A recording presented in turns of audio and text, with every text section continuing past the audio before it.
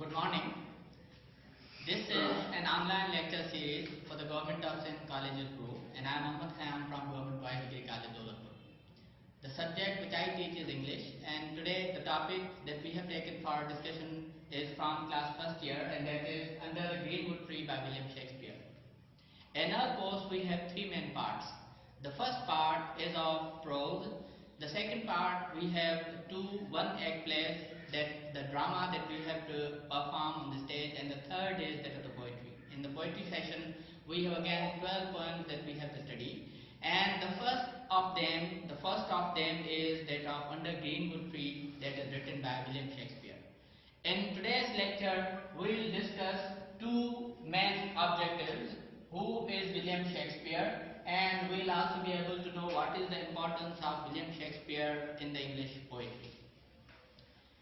Start with the introduction of William Shakespeare. He was from England. He was born in 1564 in a remote area of England, and that was a small town that was near London. His father was a merchant, and his father died when Shakespeare was only 8 years old. And soon as his father died, whole responsibility of rearing of the family was upon the shoulders of little Shakespeare, who could not afford the business tricks of those days, and then he could not survive the business of his father. That's why he left his countryside area and went to London.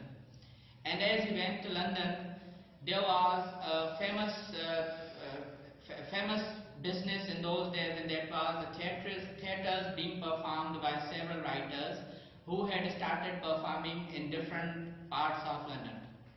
First of all, he went in the Queen's Theatre, where in those days it was a custom that only the nobles and royal family members would come to watch the drama that used to be played on every 6th or 7th month in London. He went in a drama club and he started his job as a stable keeper, where he would use to keep the horses of the people of the royal families who would come to watch the drama for whole the day. Next on, in those days, this was quite fortunate for the Shakespeare that he got a chance in a day to sell the tickets for the same theatre, and later, after selling the tickets one day, in those days it was a custom in England, as it is now in Pakistan and all the third world countries, that the women are not allowed, or it is not thought considered good that the women should perform in the drama.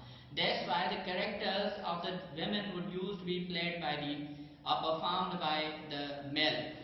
So one day the character who had to play the role of a female character, he was not present. That's why the director of the drama thought that Shakespeare could fit the character, and as Shakespeare fitted, he was the most suitable character for a female appearance.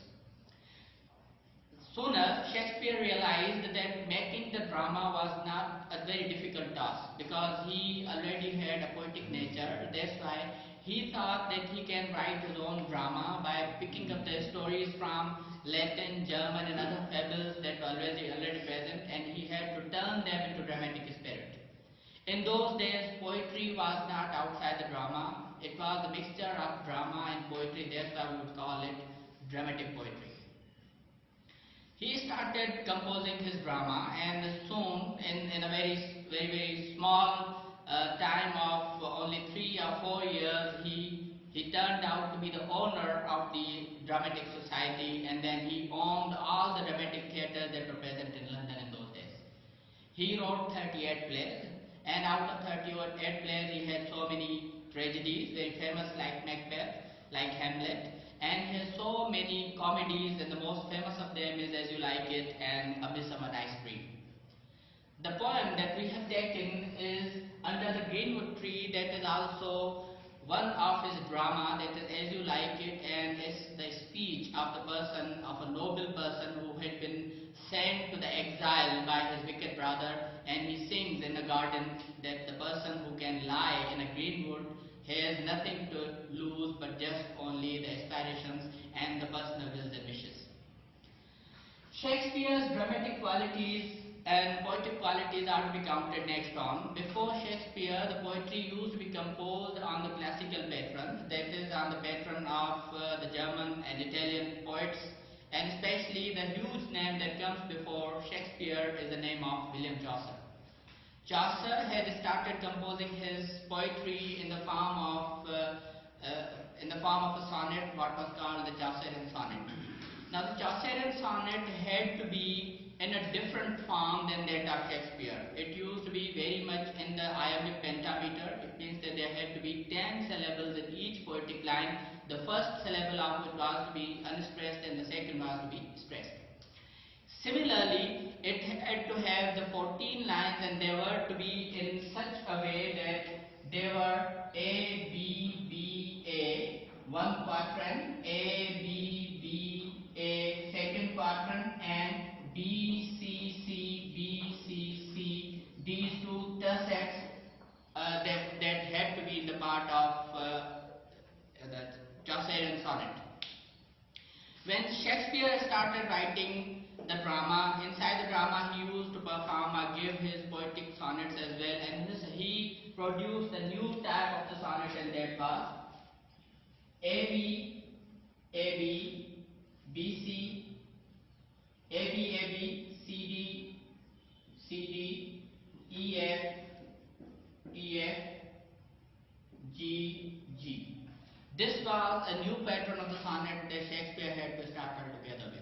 Not only in the field of the poetry, but Shakespeare also introduced new ways of writing drama, and he also tried to bring the stories of the drama from the royal families into the common people, the people who used to perform in the streets, and there were the stories about the common people, their tragedies, their miseries, their small happinesses, and so many things. So in today's lesson, we have gone through the